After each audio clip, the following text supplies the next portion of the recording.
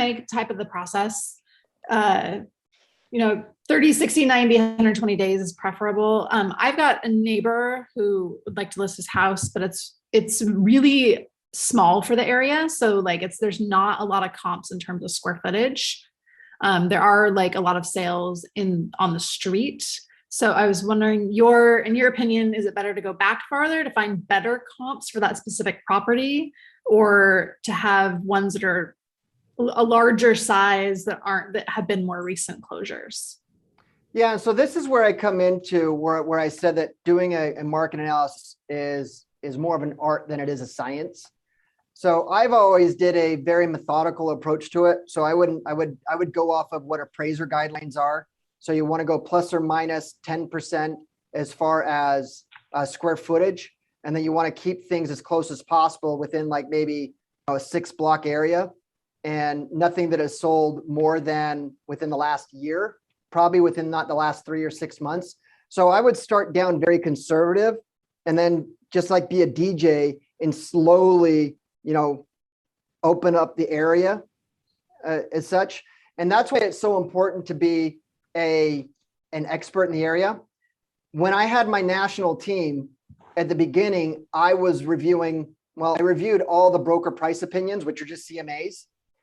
But the thing is, I didn't understand the natural boundaries of things, right? So I didn't know that if you go across this street, it's really bad. You want to stay on this side of this street.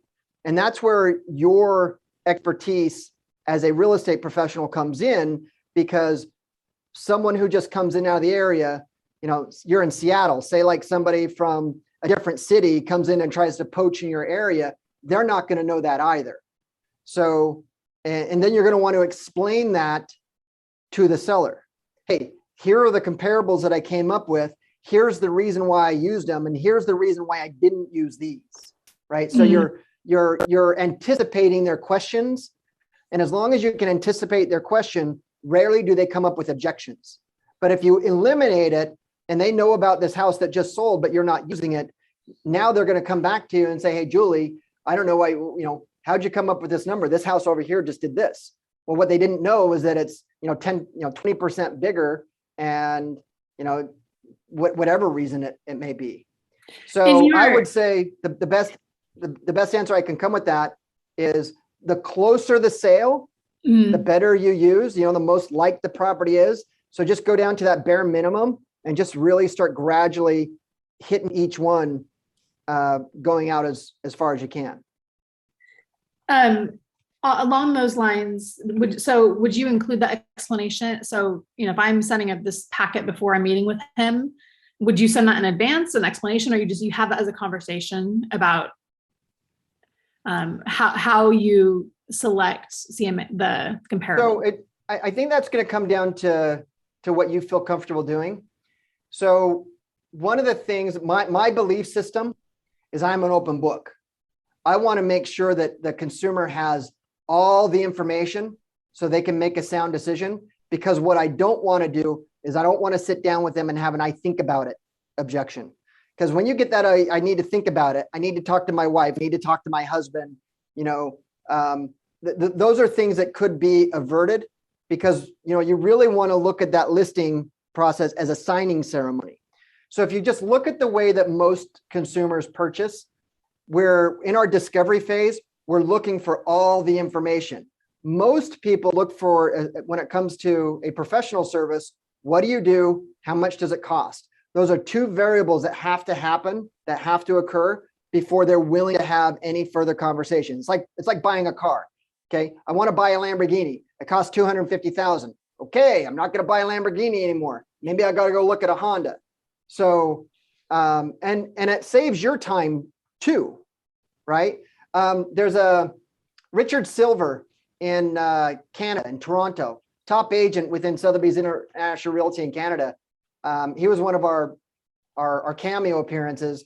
And one of the things that he's been in business forever, and he does a lot of business. One of the things that he has said, he's like, you know what, Brett, I have everything online. I don't hold anything back. He just lets people just get to know him. He just pulls back.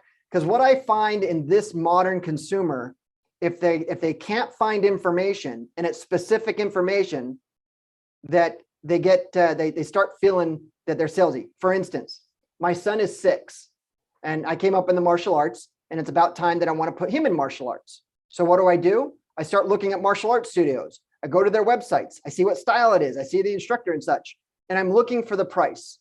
Price is not the major component for me, but if they don't have the price, I know what they're doing. They want me to come in to do the free week of training so that they can hammer me to get them to sign up for whatever it is. They think that by getting me there in person, that their skills are so fantastic that they're going to be able to sell me without me having that. And what will happen if I do that is that's where, thanks for the information, I'm going to think about it.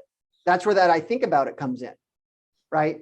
So, but the challenge is when we start talking about salespeople, that the challenge and the risk is what happens if they don't want to work with me because of the information I provided them. And the truth of the matter is they probably aren't going to work with you anyways, if in fact you feel that by giving them some sort of information is going to be their sole determination of who they work with.